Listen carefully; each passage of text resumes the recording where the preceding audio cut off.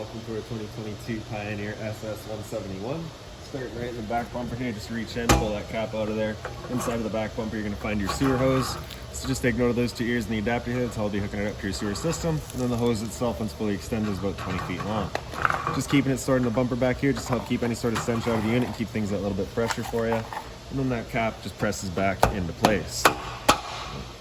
Down in the corner here, as well as in each corner of the trailer, you're going to find the stabilizer jacks. What they're going to do is they're just going to run down, contact the ground, give it another turn or so, and that'll just prevent it from having all that bounce and sway in the unit you see you currently got. Up from there, you're going to find your power inlet. So as you pop that open, you find a little notch in the bottom corner here. It's going to line up with that notch there. You press those in together, give a little eighth turn, that'll lock it into place. Then you get the threaded collar in the back there to really lock it down. Following the cord back, you're going to find a standard 30 amp end here. Most campsites are going to have that. You can just plug straight on in and you're good to go. We do also provide you with a 15 amp adapter, so if you're looking to plug in at home to charge your batteries or run your fridge, you've got the power to do so. A step forward, we got your sewer system here. So this cap, if you just kind of press on it and give it the turn, you can pop it out of there. You see it's got the same ears on it that your sewer hose had, so you'll attach that the same way, just pressing it in, giving it that turn, and there you have it. Now, on the left you got a valve, on the right you got the same sort of valves. That one on the right there is going to be operating your black tank, I believe, which is going to be filled from your toilet.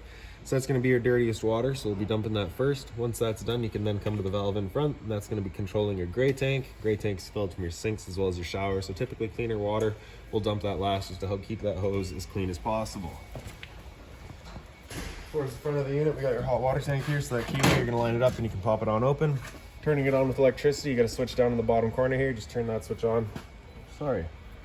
Controls are inside of the unit now, actually. So once we get inside and do fire it up, I'll go over reset procedure, and the button that I'll refer to is right there. Before we turn it on with either source though, we want to hit that relief valve and make sure that shot of water comes out. A little bit of water coming out is letting you know this tank is full. It's safe to fire it up and you're not going to burn anything up by doing so. Once we're done, we can just close it back down, lock it down with the keyway. This connection up top here is your fresh water inlet, so you just take your water hose and stick it into there, turn on the water, and that fills up your freshwater tank. Below that is your city water connection. It's the same idea here. You're just going to take your water hose and plug it into there, turn on the water, and that just pressurizes the lines throughout the unit. Your drains right down here. So this one in the back there, that's your freshwater tank drain. You open that up, drains out your freshwater tank. And then these two guys there, those are low point drains, so they allow your water system to drain itself out. Purpose of that would be if you're leaving the unit for a while, don't want your water going stale or stagnant, you can just drain it all out before you leave. Secondly would be for winterizing. You just want to get all the water out before pumping antifreeze through. One into your storage compartment here. So inside of here, you're going to find this water hose. And inside of that water hose, you got your park adapter. So your 30 amp cord into there, 15 to a standard outlet. It does see straight through to the other side as well. Around front of the unit, we got this box here. So that box is housing your battery. So the battery itself, your battery, as long as you're plugged in, is charging. Same thing through your 7-pin, charging the battery. Propane tank is covered underneath there, so you're just going to reach in the back and you can get access to that valve. Other side's a bit easier actually. And then if you're looking to remove the cover completely, you get 4 little snaps in the back here. 1, 2, 3, and 4. Standard tongue jack up front, one way's up, the other way's down. Other end of your storage compartments here. Right by the entrance, we got the exhaust for your furnace. So if you're ever running your furnace, you just want to make sure that's not blocked off. It does get hot. GFI protected outlets. That's just inside of the unit. Get your fridge vent here as well. So nothing really back there for you to worry about. It's kind of just for service. Then towards the back of the unit, you just get a spare tire. Straight up from there, you're going to find a pre-wired mount for an observation camera. And then over on the side here, we get a cable and satellite inlet. So just a coax cable plug into there and fire up at your TV location. So we'll make our way inside of the unit. So for your steps, you're going to grab that step and pull it straight out. Flip that last step over. Then we can open her up. So your door is on a gas strut, so it'll only open up to about 90 degrees. And then it'll hold itself there. As we come inside, first things first, right on the right, we've got your fire extinguisher. So that's standard. Pull the pin, point, and shoot. Up on the wall here, this light switch on the left does all of your interior lights down the center. You've got 2 more there that are just hidden by your slides, so we'll get to those in a couple of minutes. This light switch on the right does your awning light outside. Your awning itself is on this switch here. Press and hold, extend, and that awning makes its way out. Once that awning's fully extended, we're going to see a little black flap come down as well as the black of the metal tube. Once you see that, you're going to want to stop. If you were to continue extending, you can actually wind itself up backwards, in which case the fabric will be underneath the tube, allowing it to then hold water, accelerating the growth of mold and mildew. There's our flap, there's the tube, so we'll stop right there. Now if it were to start raining, it's of course going to be holding some water anyways, so what you can do is grab either arm, front or rear, and you're just going to pull down on it. Then you can see changes the pitch of the awning out at the head, allowing water to then run off. If you like that angle better, because it does give you more shade, you can do the same thing with the arm up front. Before you bring it back in though, you just want to make sure that these guys are back out straight and fully extended, just so that you're not running the risk of bending anything. Then we'll press and hold your track, and that awning will make its way back in.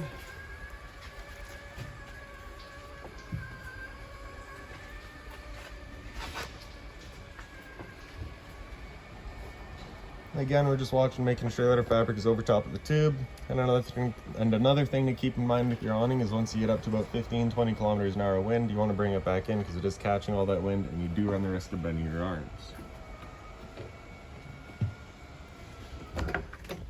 There we go. So right up top here, you get your antenna outlet. Right beside it is your antenna switch. So just turning on the power to that antenna and your power outlet for it there as well. A little bit of closet space inside. You do get the USB outlet and power outlet below it as well as some more open storage up top. And now if we just come down here, get your slide out switch, so press and hold out and that slide will make its way out. Once that slide's fully extended, we're just going to hear a couple of whines from the motors and then they'll turn themselves off automatically.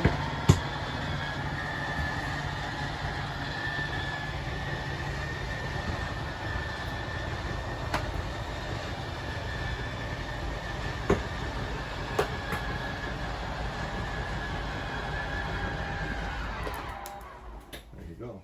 So here's your other two lights now. And then I'll just show you that last compartment here. When we pick up your bed, you get this little hole right there and you get access to a little cubby space. This compartment right here, it's got a screw in the front as well as in the back. If you pull those two screws out, you can get down to your water pump and your hot water tanks. If you're looking to winterize the unit yourself, just right down under there, you'll find it all. And then in the slide here, so you can see it's currently folded up. We've got kind of just our seating area. If you fold down this middle cushion, you get access to your cup holders. If you fold that up, pick up the base, create another little bedding area. And then up top here, just fold that on down and get the mattress that comes with it. Once you're done, just flipping it back up, pick up the base, give the back a little bit of encouragement, which folds right around. And then in the kitchen here, we got your microwave up top. It's pretty standard, just like home. Your stove, you're going to grab a lighter, turn it over to high, hit it with that lighter, it fires right up.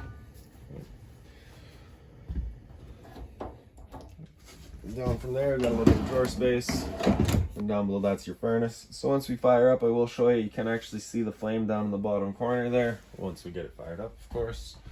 Above your sink, you do get the little light, center switch, hot and cold water at the sink, dual basin with the mobile head. Bit of storage up above that. Inside of here, you're going to find that binder. The binder has all of your owner's manuals, any keys, anything like that for the unit, you'll find right in there.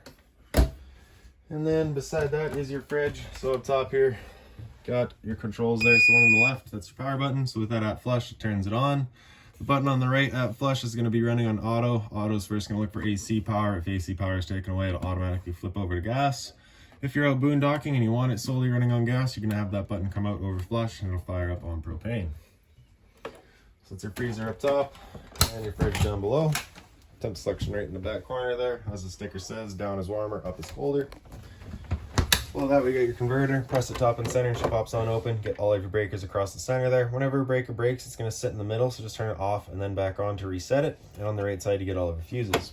Whenever a fuse pops, you'll get a little red LED right beside it, letting you know exactly which one went. And there's a little bit of storage down here as well. So you do get your water lines right in the back there as well as your drains, so you just want to be mindful of those. And then that one there, just inside of the black loom, is your propane line going to your stove, so of course you want to be very careful of that. And back here beside your slide out switch is your furnace thermostat control. So with that slider all the way over to the left, that's it turned off. All the way over to the right, max heat. Temperature readout down in the bottom, and then of course just your slider anywhere in the middle is your temp control. So with that guy going, like I was saying, you can actually see that flame. once it fires up. The downside to this furnace is that it is just kind of dropping all of its air right here. So if you're looking to move the air forward and back, you just want to get yourself a fan or something just to help move that air throughout. So you can see that little blue glow there. Oh, that furnace is good. First couple of times you run that furnace, you may get a bit of a smell throughout the unit. It's just the new furnace smell and it will go away. Once you're done, take the slider all the way over to the left until it clicks. That's it then turned off. Straight down from there, you're going to find your LP detectors. Propane's heavier than air, it'll sit on the floor. That guy will detect it and start going off just like a smoke detector would. Then in the bathroom here, so your light switches just up on the wall. The one on the left there does your lights, the one on the right does your fan up top. For that roof vent, you're just turning that knob to open it up. Simple as that. And then your toilet, right? Just got the flusher on the right side there. Then your monitor panel up on the wall here. So on the top right, we get your water pump switch. Turn that switch on, turns on your water pump, drawing out of your fresh tank to pressurize your lines. Water heater controls. The one in the center here is going to be with propane, so you can see gas. Fires up on gas. You get that little check light there, letting you know the ignition sequence will start. Once that sequence is started, that light will go out, and it'll try that 3 times. If after the 3rd try it hasn't fired up, that light's going to come on and it's going to stay on. It'll be at that point we go and use that reset button that we'd shown you. So stood right here, you can hear the click of the flame, the click of the igniter and the whir of the flame. We know it's good. Down below that's just with electricity. Turn that switch on, fires it up with electricity. Monitor panel on the side here, so you get your battery in the top left, so you can see we're currently full, charging 12.3. Fresh tank, currently empty. As you fill that up, you go to a 1/3, 2/3 and full. Same idea for your black and your gray. Down below that, we get your GFI protected outlet. It's test on the left, reset in the center. So if you ever have outlets that don't work, it's the first thing you should check. Hot and cold water at the sink, of course. A little bit of storage down below it as well. Then into your shower, you just get the standard head and hose. Hot and cold water, of course. And simple as that. On the back wall, you do have your TV backer, so right in the center there. And the antenna outlet, as you saw, was towards the front of the unit. Don't know why they designed it like that, but there's your power outlet for it at least. A little bit of storage off to the side, as well as down below. And then in your dinette here, so you just take your tabletop here, you just kind of wiggle that up. You can get it out of the table legs. Table legs will do the same thing, just wiggle them out of their bases and lay them down. Then you can see the little ledge on either side there. Your table will then sit down onto that. You'll take your back cushions to fill in that table and create a bedding area. And then the last couple of things are going to be your blinds throughout the unit are just on a tension system. That red handle signifies that as emergency exit, so you pull that handle towards you, slide that window wide open and hop on out. Your air conditioner, you get 2 low fan controls, then you get the high fans. That's of course just moving air around, there's no cooling involved in that. After that it'll come into cool low, run the low fan with the cooling. Cool high, this is your high fan with the cooling.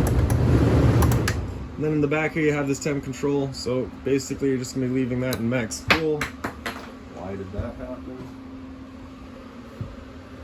Typically you're just going to be leaving that in max cool, like I said. They do have the option there for heat, although heat is not hooked up because we've got a dedicated furnace. Right? Little ducting on either side, so you can kind of close them off or open them up just based on where you want to shoot your air. And then lastly is going to be your fire alarm.